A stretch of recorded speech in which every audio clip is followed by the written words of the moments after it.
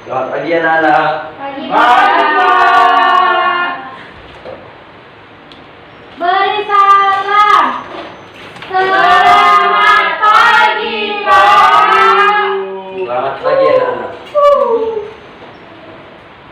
Sebelum kita mulai pelajaran kita pada hari ini, langkah lebih baiknya kita berdoa terlebih dahulu. Betul. Kedua kelas silakan pimpin doanya. Ayo Julan. Teman-teman, mari kita berdoa. Berdoa mulai. Berdoa selesai.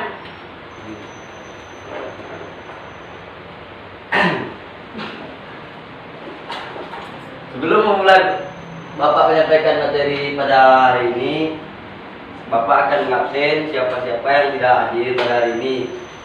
Alfonsius Lupri, Hadir Bu, Pak. Paulus Miki, Hadir Pak. Rosiana Merianti pagi, Claudia Ayang, Ada, Pak. Yulan. Hadir, Pak. Oke baik, hadir semua ya. Ya, Pak. Jadi materi kita pada hari ini yaitu cita-citaku. Di sini siapa yang sudah mempunyai cita-cita? Saya, Pak. Saya juga Pak. Apa cita-cita kalian? Mau jadi guru, Pak. Ingin Dokter, jadi Pak. Ingin jadi pengusaha. guru, Pak. Ingin jadi pengusaha atau kenapa? Amin. Terus bagaimana cara kalian supaya cita-cita tersebut bisa tercapai dengan baik? Dengan Apa ini? belajar. Belajar sekolah. Oke, baik.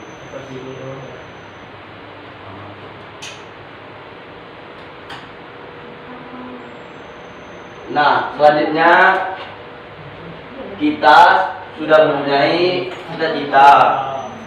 Setelah itu kita harus melakukan kegiatan untuk mencapai cita-cita tersebut. Di sini Bapak mempunyai suatu video. Nanti sebelumnya Bapak akan membagi kelompok menjadi 2 kelompok terdiri dari 5 orang. Jadi kelompok 5 orang. Nah, perhatikan gambar yang ada di depan. Siapa yang bisa menjelaskan gambar di depan? Perbedaan antara kedua gambar di depan. Gambar yang di atas adalah Sungai, Pak. sungai yang gambar di atas adalah sungai yang tercemar Pak, dan yang di bawah adalah sungai yang mengalir bersih Pak, bersih. Baik. Nah, di sini kalian mengamati video ini. Nanti setelah video ini selesai, Bapak akan menanyakan apa fungsi dari video yang Bapak putarkan. Oke. Siapa? Enemy mental. Mari kita simak kisah beliau di pendeta Kali Pesantren. Keinginan untuk kembali melihat Kali Pesantren di Jakarta yang bersih membuat Haji Hairudin atau yang dikenal dengan Pak Idin berpetualang menyisiri bantaran sungai tersebut. Kali Pesantren yang dulunya tempat ia bermain air bersama teman-temannya telah berubah menjadi kali yang kotor, penuh sampah, berwarna hitam, dan bau.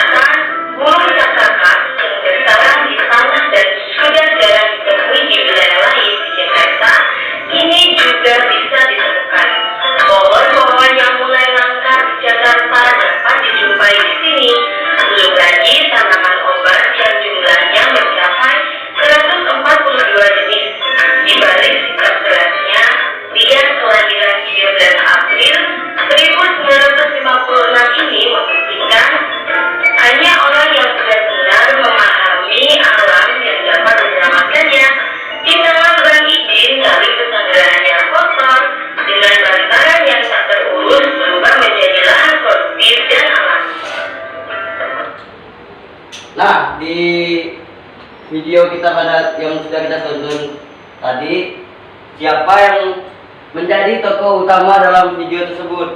Ayo, siapa yang bisa menjawab? Bang Idin. Bang Idin. Apa cita-cita Bang Idin untuk memperbaiki kali Pesanggarahan? Nah, tidak tahu Pak. Jadi seorang ahli kebersihan. Berbuat baik. Menjaga lingkungan. Nah, cita-cita Bang Idin yaitu melihat kali Pesanggarahan yang bersih. Oh. Di sini ada beberapa halangan, rintangan yang dihadapi oleh Bang Idin. Yang pertama, ayo, siapa yang bisa menjawab? Apa halangan yang dihadapi oleh Bang Idin? Masyarakat yang marah. Ada batu hantam. Siapa lagi? Ayo Klau, yang semangat belajarnya. Tidak tahu saya Pak. Jadi halangan yang dihadapi Bang Idin untuk membersihkan kali Pesanggarahan yaitu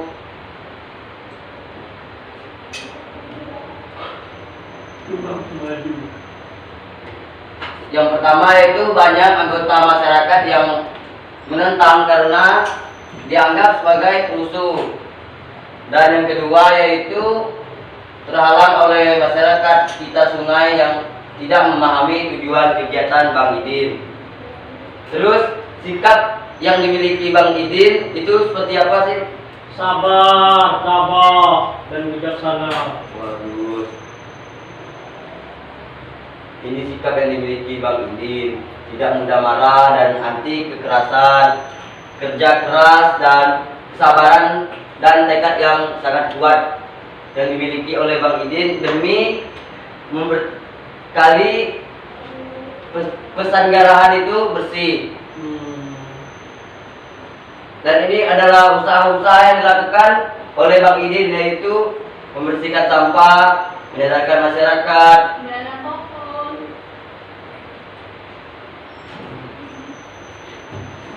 Nah, dari kisah Bang Idin tersebut kita bisa mengambil pelajaran bahwa untuk meraih cita-cita diperlukan kerja keras dan sikap mental yang baik seperti pantang menyerah dan memiliki tekad yang kuat. Begitu juga dengan kalian kan sudah mempunyai cita-cita tadi. Iya, Pak. Terus bagaimana cara kalian bisa mewujudkan cita-cita itu supaya bisa tercapai? Bekerja keras. Usaha. Pantang menyerah. Rajin kerja. Yang kuat. Menabung banyak-banyak. Nah, selanjutnya halangan dan rintangan akan selalu ada di setiap langkah kita. Namun, kita harus menghadapi dan menyelesaikan dengan sebaik Mungkin.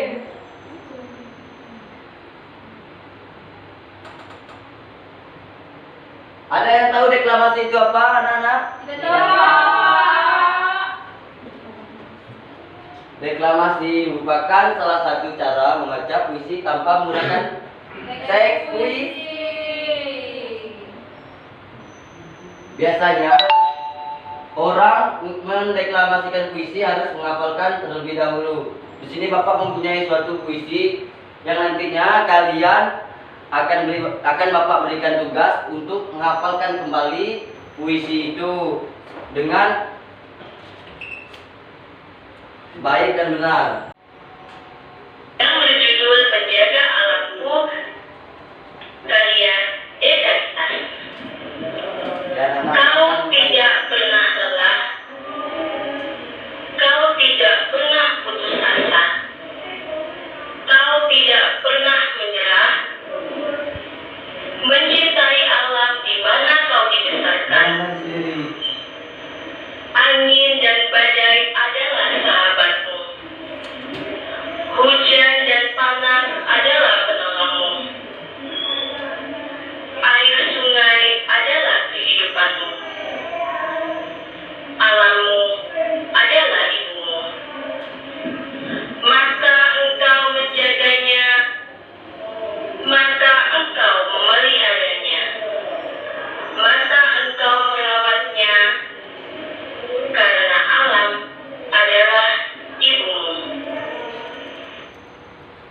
Nah, di puisi tersebut siapa yang bisa menceritakan kembali apa makna dari puisi tersebut?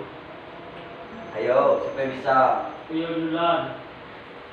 Majulan. Puisi tersebut menceritakan tentang orang yang mencintai alam di mana dia dibesarkan. Bagus. Dia Ayo, lagi. Seorang itu bersahabat dengan angin dan badai. Lanjut. Dan dia harus menjaga lingkungan alamnya dan memelihara dan merawatnya karena alam adalah ibunya. Bagus. Ada yang lain? Tidak, Pak. Baik, kalau tidak ada yang lain, kita lanjut ke materi selanjutnya, yaitu tanda jeda yang bisa digunakan dalam puisi. Di sini sudah, apakah sudah ada yang tahu tanda jeda itu apa? Belum, Belum, Pak. Ada titik. Bagus.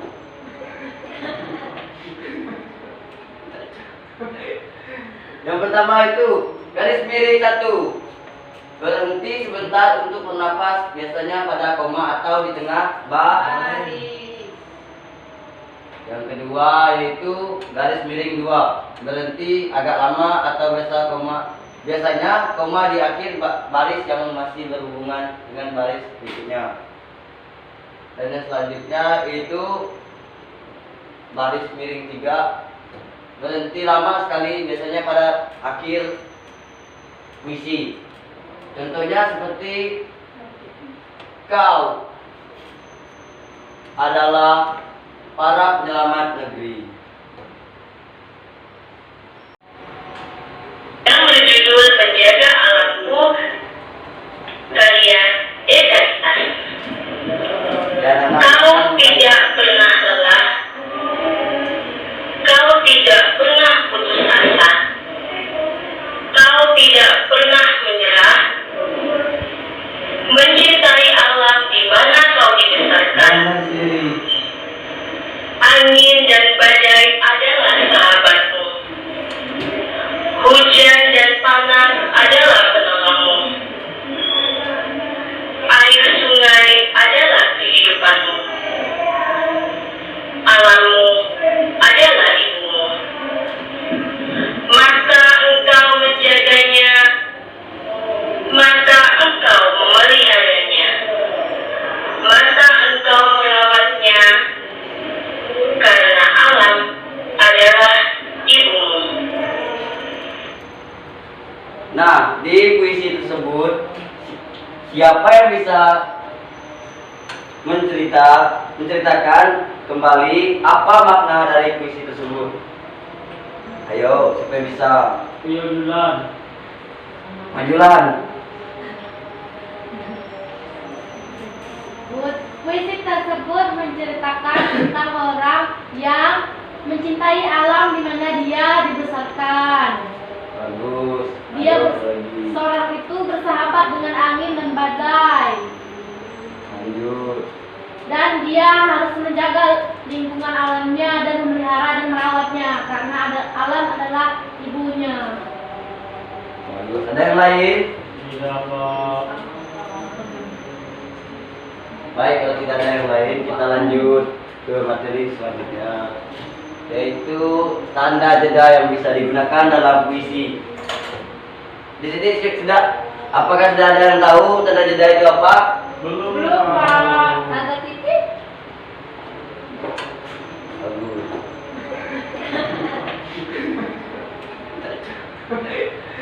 Yang pertama itu garis miring 1. Berhenti sebentar untuk bernapas, biasanya pada koma atau di tengah baris.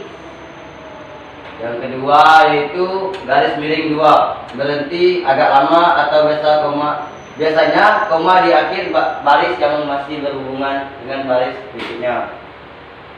Dan yang selanjutnya itu baris miring 3. Berhenti lama sekali, biasanya pada akhir puisi. Contohnya seperti kau adalah para penyelamat negeri.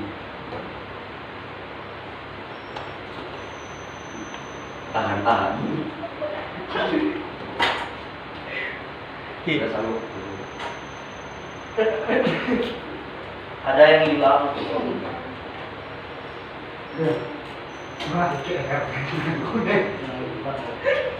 Harusnya 6 BD mana dulu. Enggak, naik pulang pasti.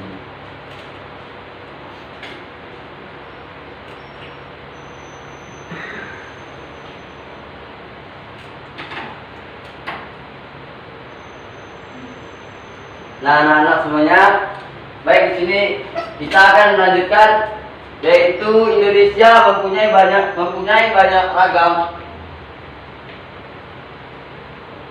sumber daya alam, hayati dan mineral. Nah, di sini siapa yang tahu sumber alam mineral itu seperti apa? Pak, ini minyak bumi, Pak. Apalagi? Batu bara, Pak. Apalagi? Bensin. Sumber daya alam mineral yaitu mempunyai berbagai macam contoh seperti batuan, pasir, tanah liat, semen, dan bahan tambang seperti batu bara, emas, perak, besi, dan tembaga. Selanjutnya itu yang terakhir minyak bumi. Sumber daya alam hayati adalah sumber daya alam merupakan tumbuhan dan hewan yang menjadi sumber makanan manusia. Selain itu, tumbuhan dan hewan berperan untuk menjaga keseimbangan alam. Nah, di sini siapa yang tahu contoh-contoh sumber daya alam hayati yang berada di sekitar kita? Tumbuh-tumbuhan, Pak. Oh, tumbuh-tumbuhan. Apalagi? Hewan. Hewan. Seperti ayam. Apalagi? Itu ya, Pak. Masih banyak di sekitar kita Ada sumber bebek. daya alam hayati yang bisa kita pergunakan. Nah, jadi sumber daya alam mineral dan sumber daya alam hayati itu sangatlah berguna bagi kita semua. Maka dari itu kita sebagai pengguna atau penikmat hasil dari sumber daya alam hayati dan mineral harus bisa menjaga dan merawat kedua sumber daya alam tersebut dengan baik. Contohnya seperti kita tidak membuang sampah sembarangan, tidak membuang sampah ke sungai, tidak membunuh binatang-binatang yang langka, seperti itu. Selanjutnya Bapak ada tugas untuk kalian di rumah. Minggu depan harus dikumpulkan. Baik, Pak. Ya, Pak. Tenang, Pak. Tugasnya adalah itu membuat poster tentang lingkungan hidup di sekitaran kita masing-masing. Ya, Pak. Seperti pada gambar di depan, Bapak minta kalian membuat poster seperti itu, dikumpulkan pada minggu depan.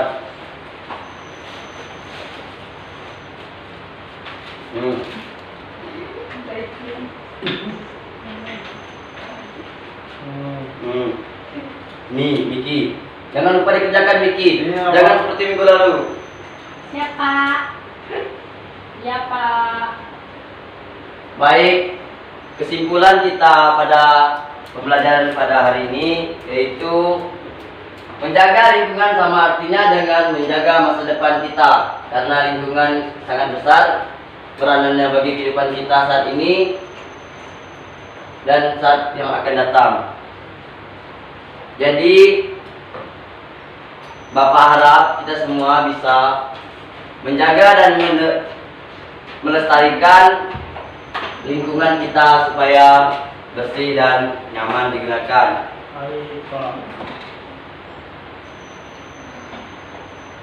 Untuk pada pembelajaran pada hari ini saya Bapak cukupkan sampai di sini karena kita masih dalam keadaan berpuasa, jadi kita dipimpin oleh seorang Miki untuk berdoa. Dikarenakan kita tadi di awal dibuka dengan doa, jadi alangkah lebih baiknya kita tutup dengan doa. Miki, silakan Miki. Mari kita berdoa. Doa selesai. Beri salam. Terima kasih.